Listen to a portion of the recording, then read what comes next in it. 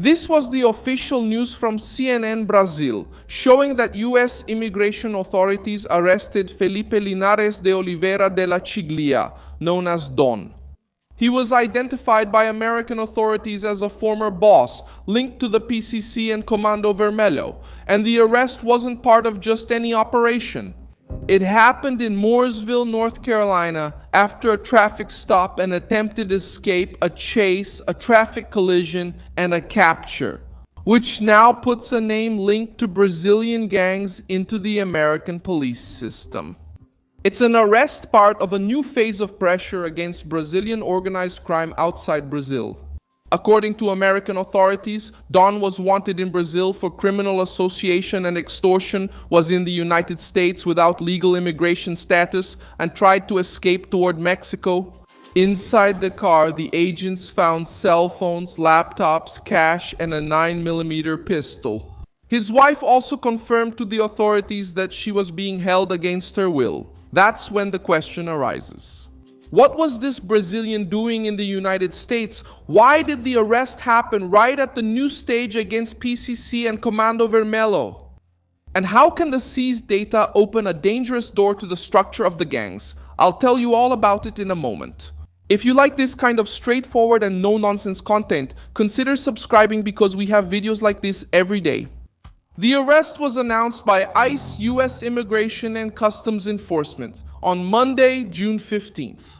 Felipe Linares de Oliveira de la Chiglia was detained on June 5th in Mooresville, North Carolina. The date stands out because it was precisely the day when the designation of PCC and Comando Vermelho as foreign terrorist organizations by the United States came into effect.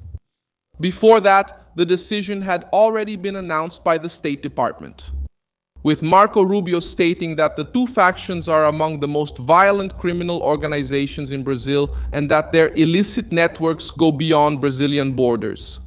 The case began with a traffic stop. According to information released by American authorities, Dom tried to flee by car when he was stopped by the agents. The escape turned into a chase and ended when he crashed into vehicles that were stopped in traffic. After the collision, he still tried to escape on foot, but was arrested shortly after. From then on, the operation was no longer just a traffic incident and took on a different significance.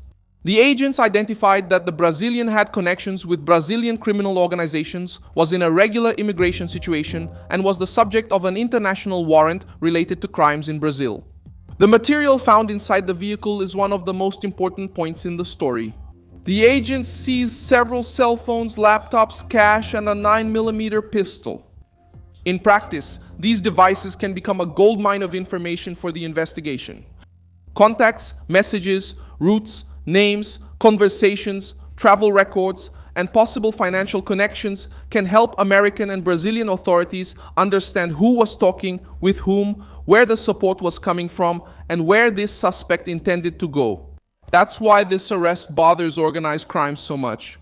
When someone is caught with a cell phone, computer, and travel history, it's not just one person who gets caught, part of the network can also be brought down.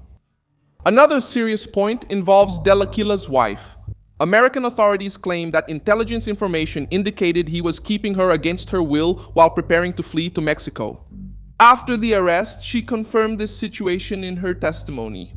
The case may now also move forward with additional charges in the United States, including kidnapping and illegal possession of a firearm by a foreigner. In addition, ICE has filed an immigration detainer against the Brazilian, while he faces a state charge for fleeing to avoid arrest. In a case like this, involving a Brazilian identified as a former leader of factions now classified as terrorists by the United States, this kind of coordination carries a lot of weight. The introduction of the terrorist classification changes the environment surrounding the PCC and Comando Vermelho. Before, many people treated these factions simply as ordinary organized crime. Now, in the American view, the groups have come to occupy a harsher category. It is at this point that Dom's arrest becomes a political and law enforcement symbol. While the Brazilian government tried to avoid this classification, claiming a risk to sovereignty, the practical response came from the other side. The reaction in Brazil shows the division. The Director General of the Federal Police, Andre Rodriguez, demanded that the United States contribute more with the arrest of fugitives, asset freezes, and the recovery of illicit assets. There is now a high-profile arrest on American soil, turning demand for action into reality. While it may not solve everything, it shows the American system has started to act. A máquina americana já começou a se mexer. And for those who said that the classification would remain just talk, the arrest in North Carolina takes the matter to another level. Sergio Moro also joined the debate. The senator stated that the help from the United States against the PCC and Comando Vermelho tends to be symbolic. The point is that Dom's arrest increases the pressure on this assessment. If the seized devices provide relevant data, the help will no longer be merely symbolic and will have a real investigative effect. Odilon de Oliveira, a retired federal judge known for his work against organized crime on the border, advocated for classifying the factions as terrorist groups. He states that PCC and Comando Vermelho do not just commit ordinary crimes because they control territories, challenge the state, and impose their own rules. Odilon's statement reinforces the thesis that American intelligence could be decisive. The United States has the ability to track money, communication, movement, and international connections with a strength that Brazil often cannot sustain on its own. Flávio Bolsonaro also advocated for broadening the debate to include militias in the classification as terrorists. This statement tries to dismantle the accusation that the right is targeting only the PCC and Comando Vermelho to protect other criminal groups. By including militiamen in the same category, Flávio pushes the discussion in a broader direction. Those who dominate territory, threaten the population, exploit illegal services, and operate as a parallel power also need to be dealt with harshly. This changes the political landscape because it takes away the left's argument that the classification would be selective. The arrest in the United States is also connected to another recent front in Brazil. On Tuesday, June 16th, the civil police of Roraima launched Operation Rota do Norte against suspects linked to Tren de Aragua in 6 states. The investigation points to involvement in drug trafficking, money laundering, and supplying weapons to the Red Command in Amazonas and Rio de Janeiro. 25 arrest warrants and 30 search and seizure warrants were executed in Roraima, Amazonas, São Paulo, Rio de Janeiro, Minas Gerais, and Paraná. This development shows that the Red Command does not act alone. The operation against Tren de Aragua indicates a weapons supply connection, including war-grade weapons mentioned in the investigation such as rifles, 50 caliber machine guns, and grenade launchers. The police state that the group played a strategic role in supplying weapons to criminal organizations in different regions of Brazil.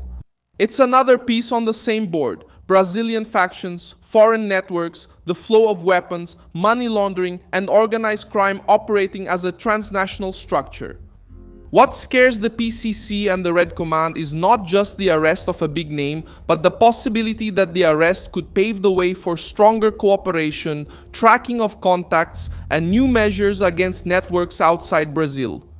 The security agenda has moved from talk to action.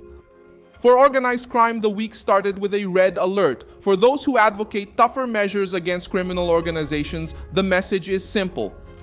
When there is intelligence, cooperation, and political will, the organized crime apparatus begins to feel the impact. I'm Milson Alves, Global, and my purpose is to keep you well informed with the truth every day. The news links are in the video description. Like this video, subscribe to the channel, and check the comments to stay engaged with the Milson Alves community.